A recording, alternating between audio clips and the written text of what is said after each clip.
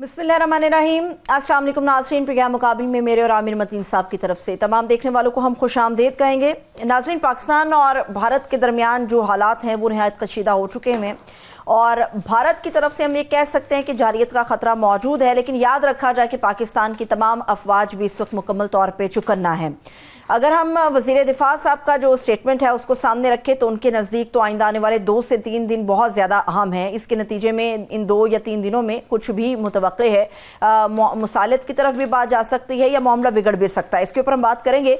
और जो भारत सरकार है वो बार बार पाकिस्तान को एक ही धमकी दे रही है कि आपका पानी बंद कर देंगे, बिल्कुल मुकम्मल तौर पर बंद कर देंगे, मगर पाकिस्तान ने भी अब ये जवाब वाज़े तौर पर सामने रख दिया है भारत के कि अपने हिस्से की एक बूंद भी भारतीय सरकार या भारतीय जनता को लेने हम नहीं देंगे। अब मामला यह है कि दोनों मुल्कों में, दोनों देशों में ये जो टेंशन बढ़ रही है, क्या इसे फौरी तौर पे ख़त्म किया जा सकता है? वक्त की जो अहम ज़रूरत है और दोनों अतराफ़ के जो रवैये हैं ये किस ओर जा रहे हैं, आइंदा आने वाले दिनों में हालात क्या बन सकते हैं, इसके ऊपर हम बात करने जा रहे हैं। आमिर साहब, पिछले चंद दिनों से आपको पता है कि एक टेंशन है और किसी भी एडवेंचर का ख़तरा भी हम महसूस कर सकते हैं। इंडियन मीडिया को अगर हम देखते हैं, वहाँ पे 24 आवर्स एक गुलगपाड़ा मचा हुआ है और सनसनी इतनी फैल गई है कि इंडियन मीडिया को देखने के बाद लगता है कि शायद जंग लगने वाली है। आपका तज्जिया या आपकी राय क्या है? क्या वाकई ऐसे हालात बनते हैं तो जंग का खतरा पैदा हो जाता है? जी, वो इंडिया इस वक्त जो है, ख़ासतौर पर मोदी सरकार जो है, वो अपने मीडिया का हॉस्टेज बन जाता है। जब आप बहुत ज़्यादा एक इस तरह के बयानात देते हैं जो कि एक तरीक़ाकार है, मोदी का आपका नहीं है, पिछले 10-15 साल से इस तरह का ही सिलसिला जारी है। और वो अब क्योंकि उनकी जो सरकार है इस दफ़ा बड़ी थिन मेजॉरिटी के ऊपर आई है और वो उनको बिहार के अंदर इलेक्शन है, तो उनके ये स्पेकुलेशन और बहुत ज़्यादा ये धमकी आमेज़ गुफ्तगू जो है वो जारी थी। और इस बात का अंदाज़ा लगा लें कि इस क्राइसिस में वो सऊदी अरेबिया में थे मोदी साहब, और पहलगाम के वाक़े के बाद तो वो दिल्ली में जाने की बजाय सबसे पहले वो बिहार में गए। और वहाँ पे जो हमें सियासी जलसे के अंदर, इलेक्शन के जलसे के अंदर जो है पाकिस्तान को ये धमकियाँ दी गई। मगर होता ये है कि जब इस तरह की आप धमकी आमेज़ गुफ्तगू करते हैं और सारा मीडिया उनका, क्योंकि उनको पाकिस्तान के ख़िलाफ़ बात करके आई बॉल्स मिलते हैं।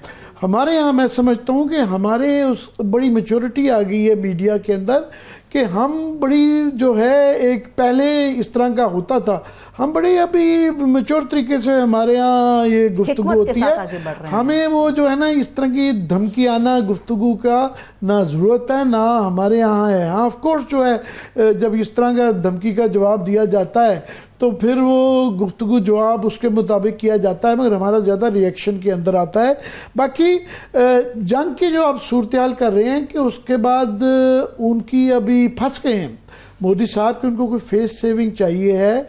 जाहिर है, मैं समझता हूँ, मैं शुरू से कह रहा हूँ कि ये जो इक़दाम किए गए थे ये सियासी नेचर के थे, जो डिप्लोमेटिक उन्होंने किया।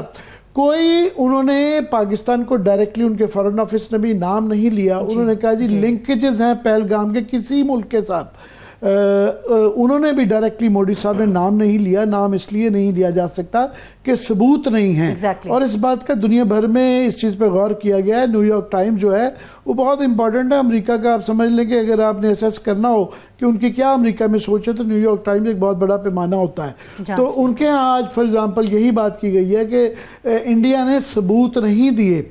और साथ में उन्होंने ये भी कहा कि इस तरह की जो जंग का कोई, जिस तरह बालाकोट वाला कोई अगर एडवेंचर इंडिया करता है तो इंडिया के लिए ये बहुत बड़ा एक जुआ भी होगा और एक बहुत बड़ा एक मुश्किल होगा ये फैसला करना, क्योंकि उनको जो आगे जिल्लत उठानी पड़ी थी जब अभिनंदन वाला जहाज यहाँ गिराया गया था। तो चाहे वो राफेल लेके आ गए हैं, चाहे वो रूस से 400S का डिफेंस मिसाइल सिस्टम भी वो उसके 2-3 यूनिट ले आए हैं, मगर उनकी अभी वो अस्करी तैयारी नहीं है।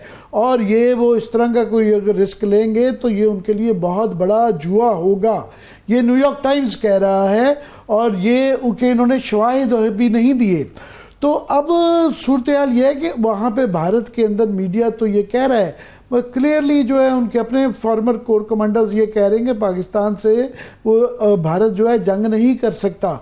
और कांग्रेस पार्टी के जो लीडर्स हैं उन्होंने, जो कर्नाटका के चीफ मिनिस्टर, उन्होंने तो रगड़ा लगा दिया जो है बीजेपी को और मोदी साहब को कि ये आपका अपना जो है लैप्स था। और ये लैप्स की बात उन्होंने एनडीए को जो ब्रीफिंग, गवर्नमेंट ने जो ब्रीफिंग दी पार्लियामेंट को ऑल पार्टीज कॉन्फ्रेंस के अंदर, उन्होंने खुद भी माना कि ये हमारा ऑफकोर्स सिक्योरिटी का लैप्स था।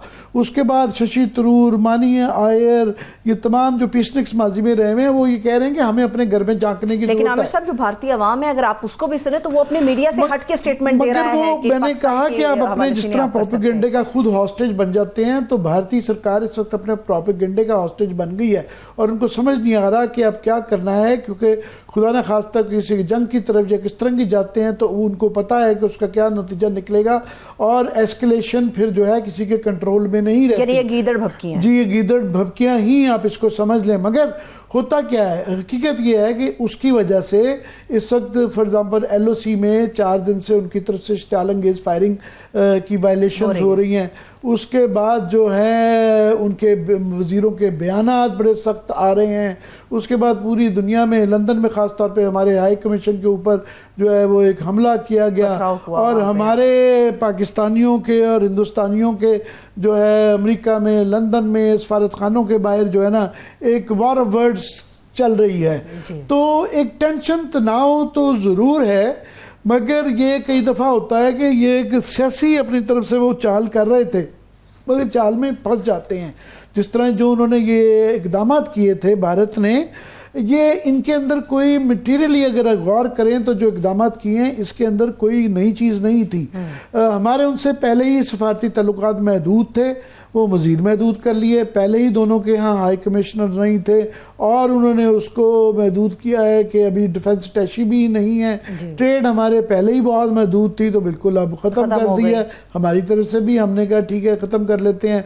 और जो है सार्क पहले ही एक गैर फ़ाल इदारा था तो वो सिर्फ अनाउंसमेंट की हैसियत उस तरह नहीं रही। बाकी सिंध ताश का भी मैं ये ज़रूर बताता हूँ, मैं ये कंसिस्टेंटली बताने की कोशिश कर रहा हूँ कि सिंध ताश का ये 2022-23 के अंदर जो है, जब से 23 से ये जो सालाना जो वाटर कमिश्नर्स की मुलाकातें होती थी वो नहीं हो पा रही थी। और 2023 से पहले उन्होंने ये कहना शुरू कर दिया था कि हम इसको रीनेगोशिएट करेंगे और 2024 में बाकायदा उन्होंने ये ज़रा नेक्स्ट लेवल पे जाके इसका ऐलान कर दिया था कि जनाब हमारी तरफ से इसको सस्पेंडेड रखें। ये अब ऐलान नहीं हुआ, मगर क्योंकि ये पहलगाम के अंदर इस वाक़े के बाद ये हुआ तो इसलिए एकदम से वो हिंदुस्तान में भी उस तरह अब गौर किया गया, हमारे यहाँ भी अब गौर किया गया।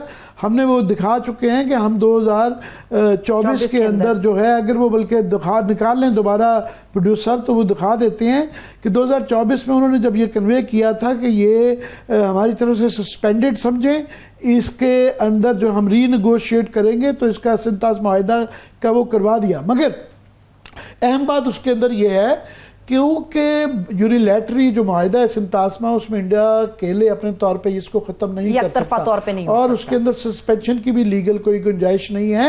उन्होंने ये ऐलान तो किया है, जिस तरह अपने फॉरेन ऑफिस वज़ारत ख़ारिजा की तरफ से या मोदी साहब की तरफ से भी पाकिस्तान का नाम नहीं लिया गया।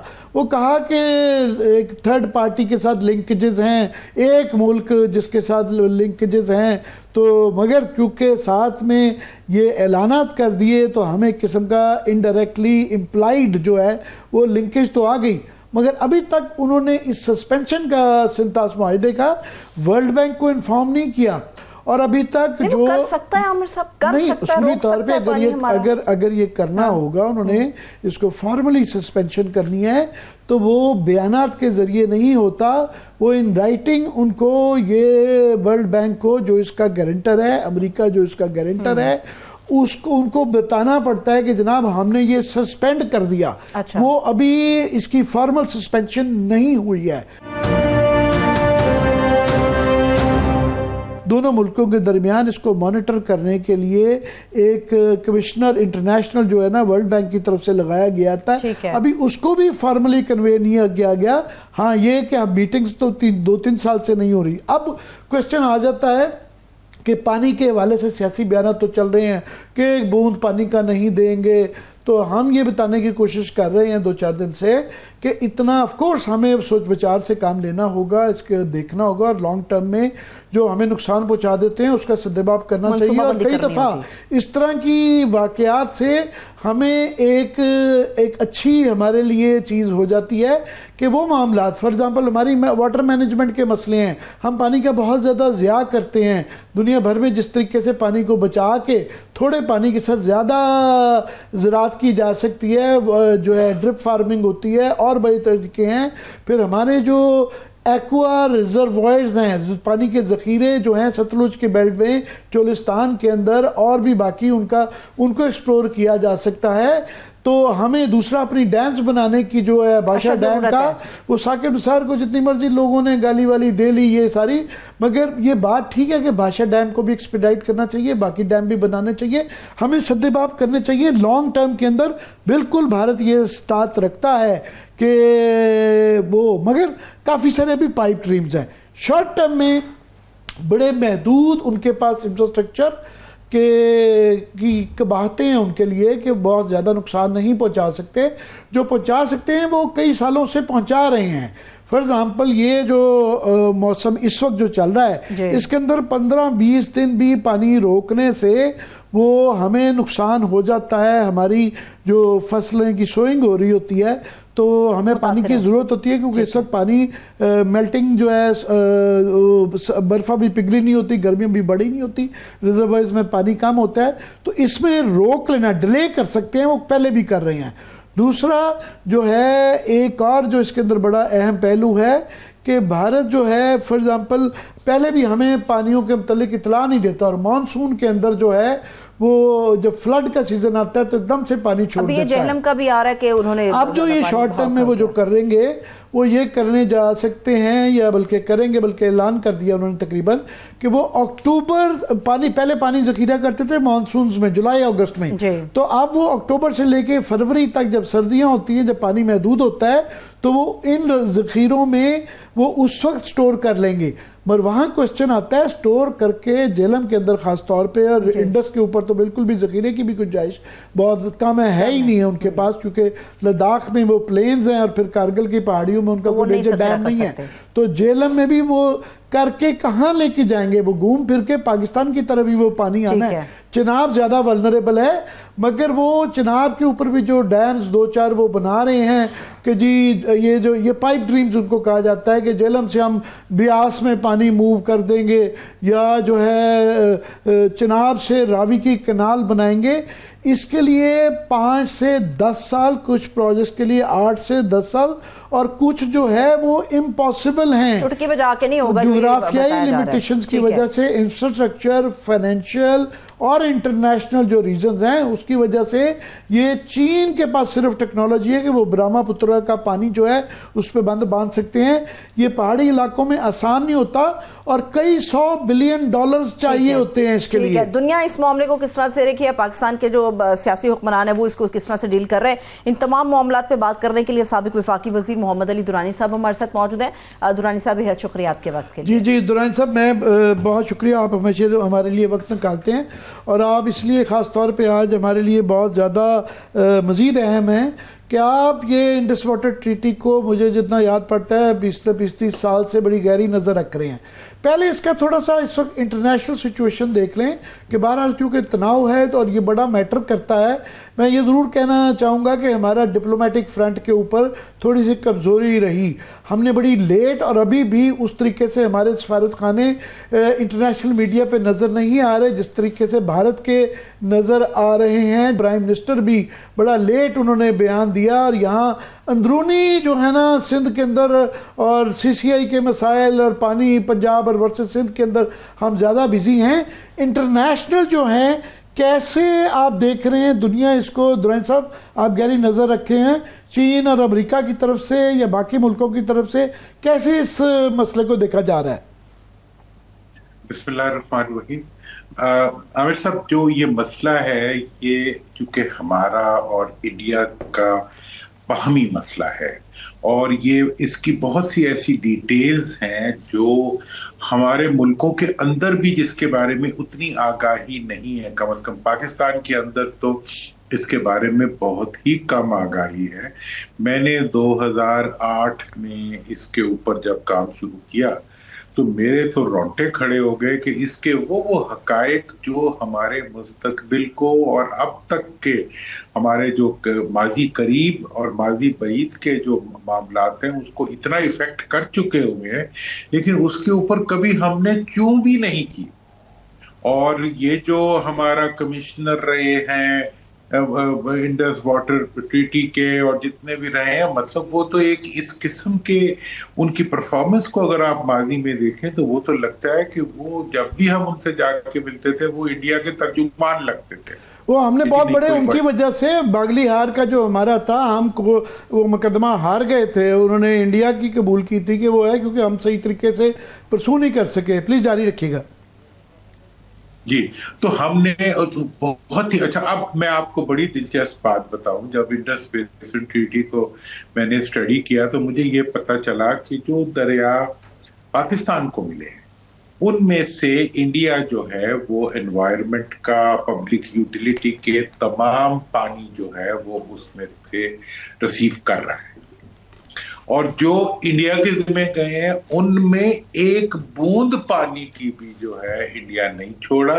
और हमने इस पे ताहयात टिल द डेट हमारा कोई इसके ऊपर किसी किस्म का कोई एहतजाज ऑन रिकॉर्ड नहीं था।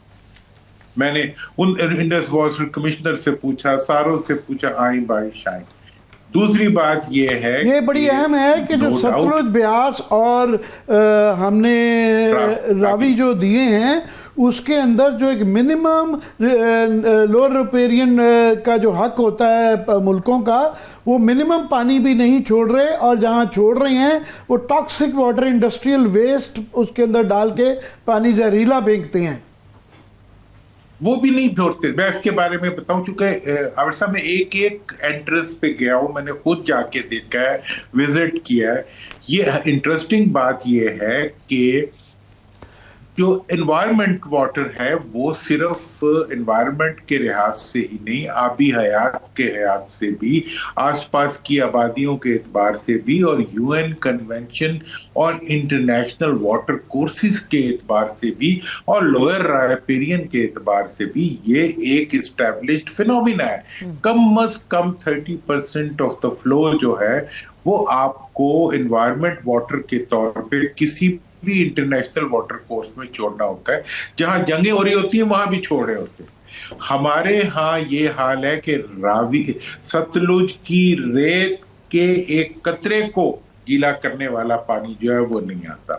ये जो हडियारा लेन और 4 जो गंदे नाले जो इसी इंडस वाटर ट्रीटी के हिसाब से हमने वसूल करने हैं, और उसमें ये नहीं लिखा हुआ ट्रीटी में कि ये ट्रीटेड वाटर होगा या अनट्रीटेड वाटर होगा।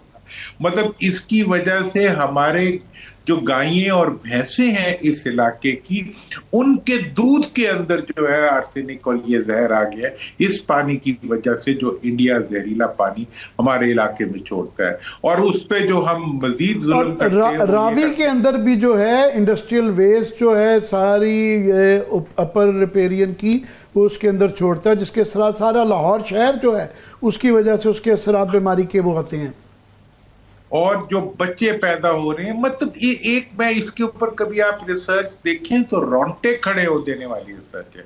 उसके ऊपर जो है कभी भी हमारे यहाँ कोई आवाज नहीं उठाई गई। सतलुज को रेत का दरिया बना दिया गया, अब इस ब्यास को जो है उसकी हैसियत खत्म कर दी, वो एग्जिस्ट ही नहीं करता।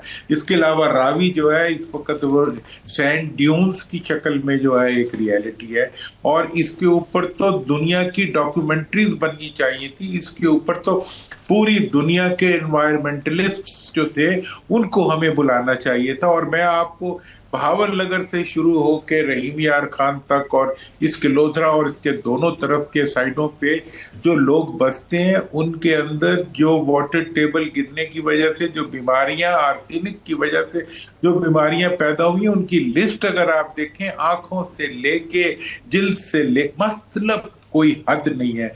कहीं कोई इस पे कोई अल्लाह का नेक आवाज उठा देना। पाकिस्तान के खिलाफ 60 से आज तक जो दहशत गर्दी चल रही है इंडिया की तरफ से, वो उसके ऊपर हमने आवाज ही नहीं उठाई। और मैं तो ऐसे मैं बिल्कुल ये पानी के उसके पे भी आते हैं कि सिंतास का और उसका वैसे भी इसी बहाने शायद हमारे लिए ये एक अलार्म बेल है कि हम जो खुद इससे पहले जो इसके हवाले से करने चाहिए थे इकदाम, और जो अमली इकदाम जो हमें अपने मुल्क के अपनी वाटर मैनेजमेंट का और अपनी वाटर चैनल्स को बेहतर करने का, डैम्स बनाने का, वो कर लेना चाहिए। मगर फ़िलहाल ये जो तनाव है भारत और इंडिया में, वो खास तौर पे इंडियन मीडिया के हवाले से और सफारती लिहाज से वो बहुत बढ़ गया है। तो उसमें मैटर करता है, मैं ये जिक्र कर दूं कि इस वक्त के दुनिया में मुख्तलिफ दायरे खुलाफों से क्या आती है खबर, तो सबसे ज़्यादा तो अमेरिका मैटर करता है। तो अमेरिका में प्रेसिडेंट ट्रंप ने जो है, उन्होंने तो पिछली दफ़ा उनसे ये गलती हो गई थी कि उन्होंने पाकिस्तान की साइड ले ली थी, तो इंडिया ने कि जी मैं मिसालियत कराता हूँ, जिसमें इंडिया ने बहुत बुरा मनाया था ट्रंप के पहले दौरे में।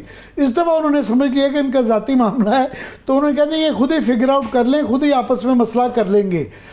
मगर उनके जो फॉरेन ऑफ स्टेट डिपार्टमेंट है, उनकी तरफ से जो है ये ज़ाहिर है दहशतगर्दी को हमेशा मजम्मत की जाती है, पर उन्होंने हल्का सा ये ज़रूर जताया कि हम हमदर्दी है हमें कि भारत के अंदर ये दहशतगर्दी हुई है और भारत के साथ हमारा बड़ा ताल्लुक है, हल्का सा वो किया है। मगर क्लियरली नज़र आ रहा है कि अमेरिका जो है ना आउट ऑफ द वे जाके फ़िलहाल इस तनाव को रोकने की में इंटरेस्टेड है, क्योंकि वो बहुत ज़्यादा बिजी है ना। हाँ, लेटेस्ट स्टेज पे शायद अगर ये तनाव बढ़ जाए तो है, फिलहाल वो कोई इतना इसके अंदर इंटरेस्टेड नज़र नहीं आए, क्योंकि यूक्रेन का मसला चल रहा है, फिर गाज़ा का चल रहा है, अंदरूनी जो है टेररिस्ट के ऊपर मसाइल चल रहे हैं।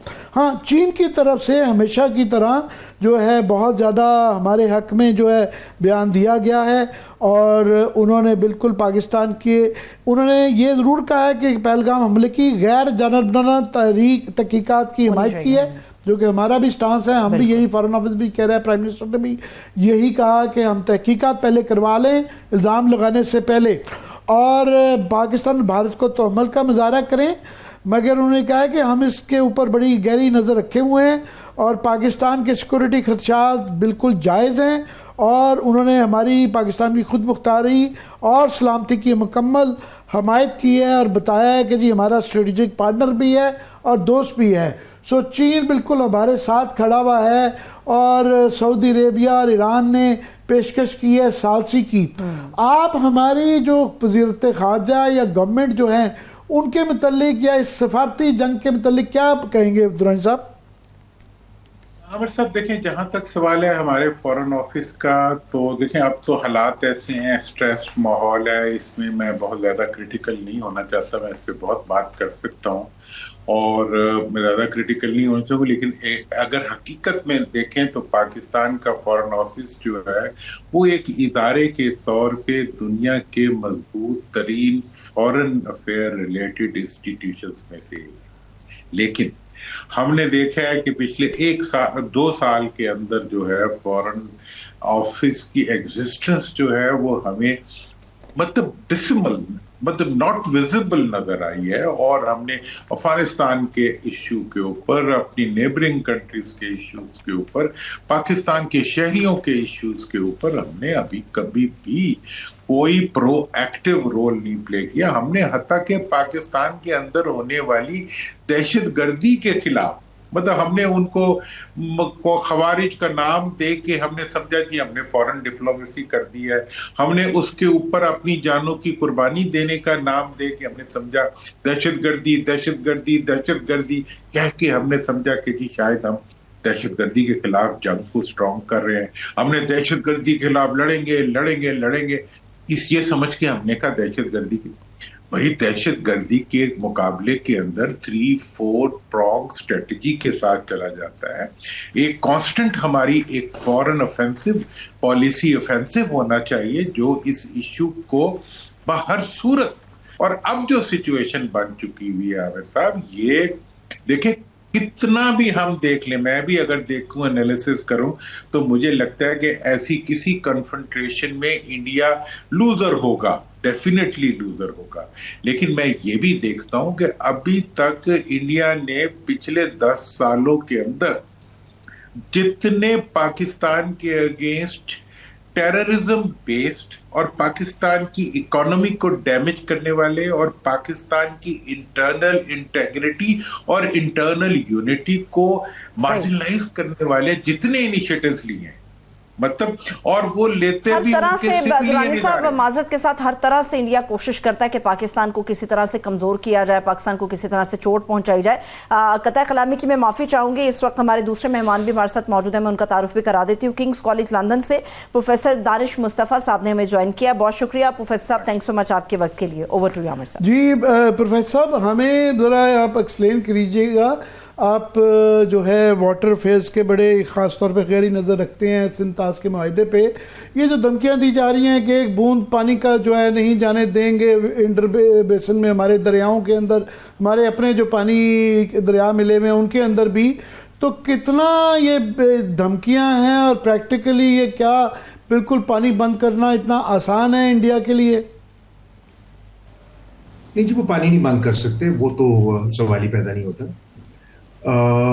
पानी बंद नहीं हो सकता, क्योंकि देखिए एक बहुत बड़ा अलमिया ये हुआ हमारे मुल्क में कि 1982 में अगलों ने ज्योग्राफी का सब्जेक्ट था वो ख़त्म कर दिया हमारे स्कूलों में। तो उसकी जगह पाकिस्तान स्टडीज़ आ गया कि जनाब पाकिस्तान स्टडीज़ बच्चे पढ़ेंगे तो ज़रा ज़्यादा पेट्रियाटिक हो जाएंगे। अब पता नहीं वो पेट्रियाटिक हुए या नहीं हुए, लेकिन ये बात है कि आपके बच्चों को, और अब तो वो सारे बड़े हो गए हैं काफ़ी, उन्होंने मैप कभी नहीं देखा मेरा ख्याल से। अगर कभी आप टोपोग्राफिक शीट उठा के देख लें ना, टोपोग्राफिक मैप देख लें कश्मीर का और जहां से आपके दरिया आते हैं, there is no known physical process और टेक्नोलॉजी थ्रू विच के आप पानी रोक सकें। पानी रोकना जो है वो ग्रेविटी के खिलाफ एक जद्दोजहद, और ग्रेविटी के खिलाफ अगर आप कभी लड़ाई करेंगे तो हारेंगे। That's just the rule of it. So they can not stop your water, don't worry about that. जी, मैं बिल्कुल, मैं कह सकता हूं कि मुझे ये एजाज़ हासिल है कि मैं चिनाब की सोर्स से, जेलम की जो सोर्स है वेरेनाग से लेके श्रीनगर पूरी वैली में वो फिर मिएंडर करता है, फिर वो डल लेक और फिर वुलर लेक, और उसके बाद उसका झुकाव जो आप ग्रेविटी का जिक्र कर रहे हैं बारामूला की पहाड़ियों से पाकिस्तान की तरफ जा रहा है। हाँ, उड़ी के ऊपर एक डैम बनाया है। आप जो वो कहते हैं कि जी उसको रिवर बेसिन को, जेलम का जोग्राफिया लोग नहीं समझते, बिल्कुल आप ठीक कह रहे हैं कि जी वो ब्यास के बेसिन में ले जाएंगे। वो कई 100 मील, कई पहाड़ियाँ आती हैं, 1600 फीट जो है वो उसकी 5000 फीट श्रीनगर की वैली है, और वो 2000-2500 वो जो है ब्यास की, वो बिल्कुल 300 मीटर पे आ जाती है 1600 मीटर के मुकाबले में बारामूला से। वो कैसे करेंगे?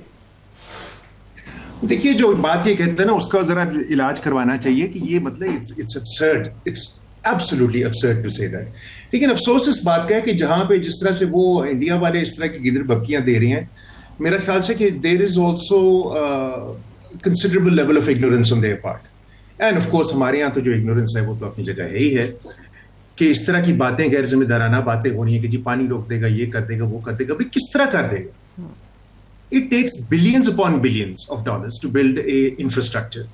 उस इंफ्रास्ट्रक्चर आपका बड़े से बड़ा डैम जो है वो जेलम या चिनाब के साइज का रिवर या इंडस के साइज के रिवर के फ्लो रोकने के लिए 2 दिन का फ्लो वो रोक सकता है, उससे ज्यादा वो नहीं रोक सकता। लोग ये बात नहीं समझते कि जब आप हाइड्रो इलेक्ट्रिक डैम बनाते हैं तो हाइड्रो इलेक्ट्रिक डैम बेसिकली आप एक आबशार बना रहे हैं। अगर आप आबशार के अंदर पानी नहीं चलाएंगे तो इलेक्ट्रिसिटी कैसे पैदा करेंगे? अब अगर आपका दिमाग खराब हो गया कि 20 बिलियन या 30 बिलियन का जाके आप एक बना लें डैम वहां पे, और ना उससे इलेक्ट्रिसिटी जनरेट हो, ना उससे कोई इरिगेशन की जगह हो, तो फिर आप बनाएंगे क्यों? देखिए ना, तो ये इस किस्म की बड़ी गैर जिम्मेदाराना बातें हो रही हैं कि बंदा कहता है कि यार ये वाकई लोग। अब मुझे बाज़ औक़ात हैरत होती है, मेरे दूसरी स्क्रीन पे मैंने खोली भी है इंडस वाटर ट्रीटी। मैं लोगों से सुनता हूँ यहाँ पे, कभी कभी अक्सर कोशिश करता हूँ ना ही सुनूं, क्योंकि ऐसे ही बिला वजह आदमी थोड़ा सा इरिटेट होता है कि जनाब बड़े बड़े जिम्मेदार लोग भी, आपने इंडस ट्रीटी पढ़ी हुई है। अक्सर आपने देखा को मिनिस्टर साहिबान, सेक्रेटरी साहिबान, बड़े बड़े लोग बातें करें कि जी ऐसे है, यूं है, यूं है, यूं है। जनाब आप ट्रीटी तो पढ़ लें खुदा के लिए कि किस कदर नुकसानदेह ट्रीटी के ऊपर आपने साइन किए। आप खुदा के लिए ये तो देख लें। अब आप कहें कि जी ईस्टर्न रिवर पे अभी जो हमारे दोस्त पहले कह रहे थे वो बात उनकी मॉरल लेवल के ऊपर बिल्कुल ठीक है, लेकिन अगर मैं आर्टिकल 3 देखता हूं यहाँ पे, आर्टिकल 2 जो है आपकी ट्रीटी का, उसका पहली शेक ये है कि all waters of the eastern river shall be available for the unrestricted use of India except as otherwise expressly provided in this article.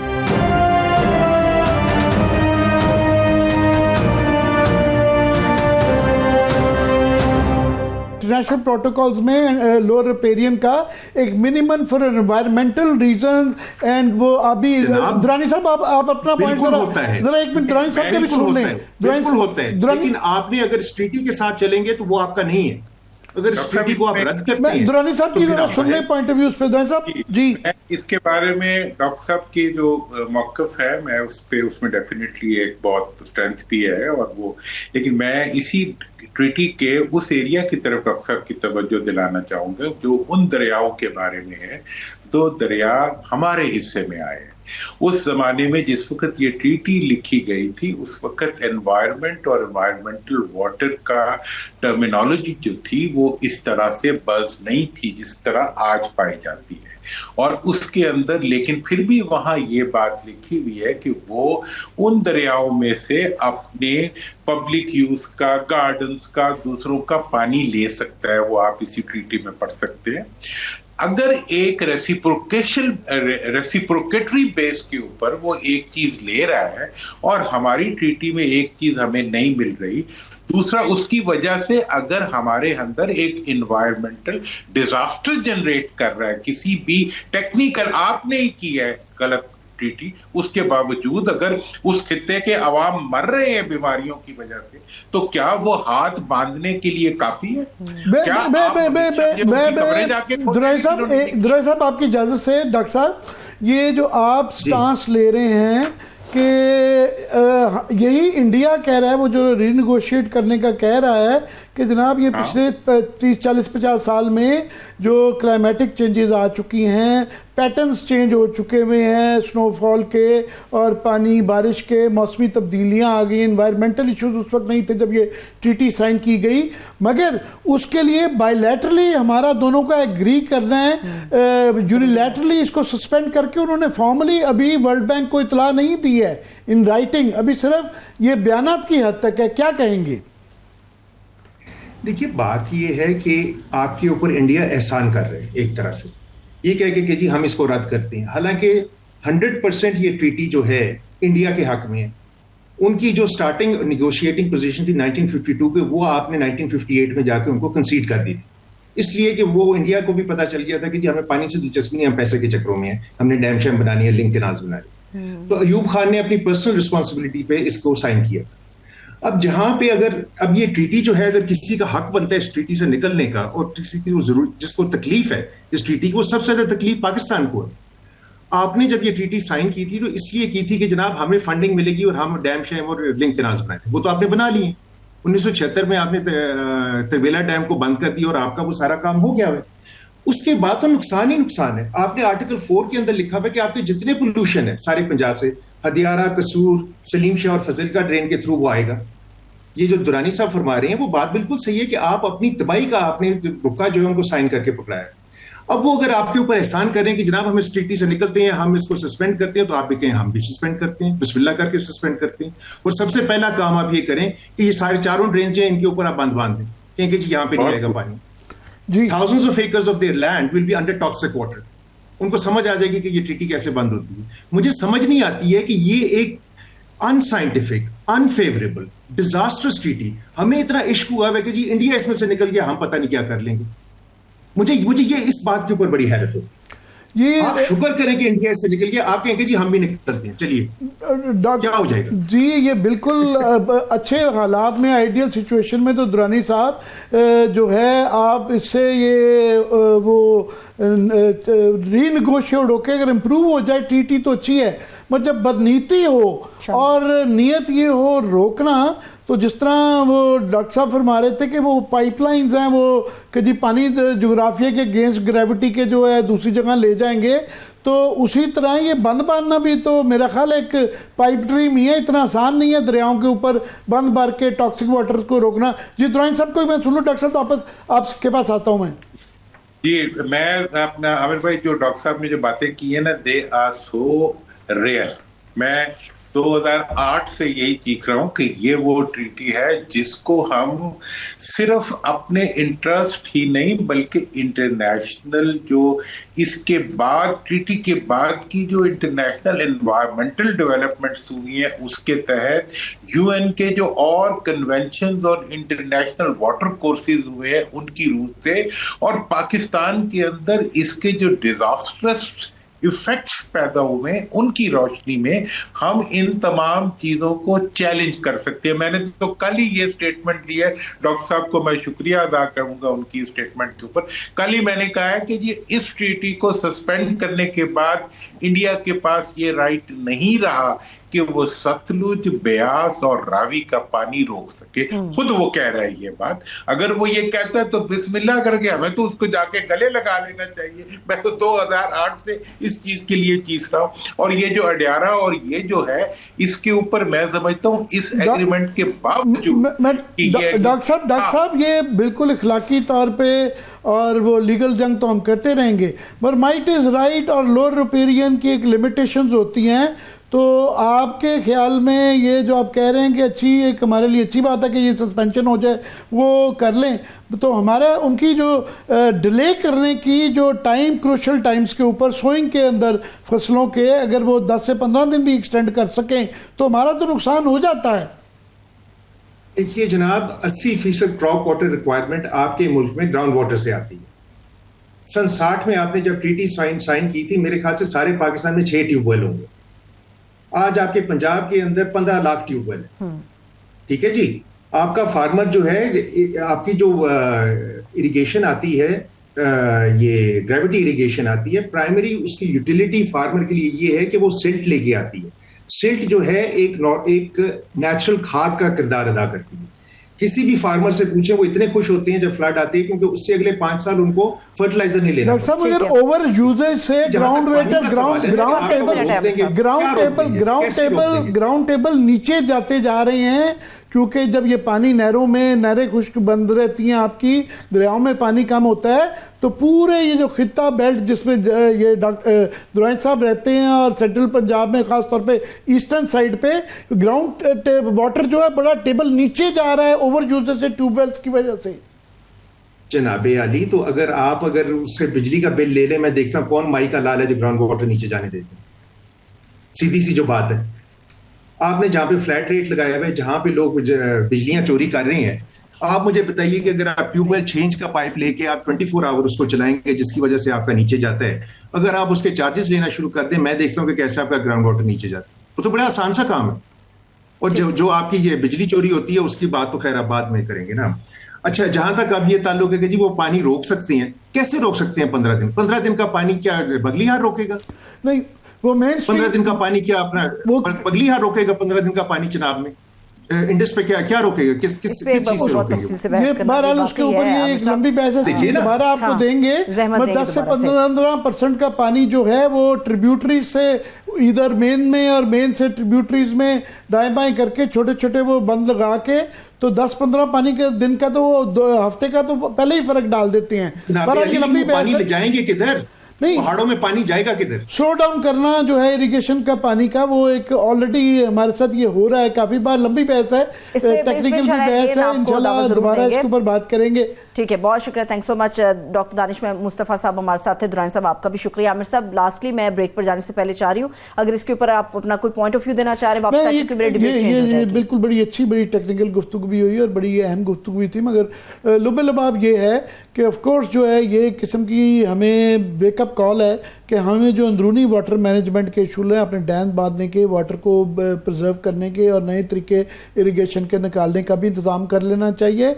और जो है शॉर्ट टर्म के अंदर भी जो डिलेइंग उनकी इंडिया की उसका भी सद्देबाब करना चाहिए, और लॉन्ग टर्म के लिए भी जो इतना नुकसान नहीं पहुँचा सकते जितना मुबालगाई से उनके लीडर कह रहे हैं या हमारे भी कुछ लोग समझे हुए हैं, मगर उसका भी सद्देबाब करना चाहिए। और ऑफ कोर्स इस वक्त जो तनाव चल रहा है, इस वक्त जो असल मसला ये सफारती जंग का है जो दुनिया के कैपिटल्स में हमें करनी है, हमारे मीडिया को करनी है, हमारी गवर्नमेंट को करनी है, और अंदरूनी हाउस इन ऑर्डर करना है कि ये खास तौर पे जो है हम फंसे हुए अभी सिंध और पंजाब के, इस वक्त भी जो अभी मीटिंग खत्म हुई है कैनाल वाटर के ऊपर जो है CCI की, और उन्होंने मुस्तरद कर दिया है कैनाल का सारा जो अपना ही प्रूव किया हुआ प्रोजेक्ट। ठीक है, बिल्कुल आमिर साहब, आपका भी शुक्रिया। इजाजत जी, अपना बहुत सा ख्याल रखिए, खुदा हाफिज।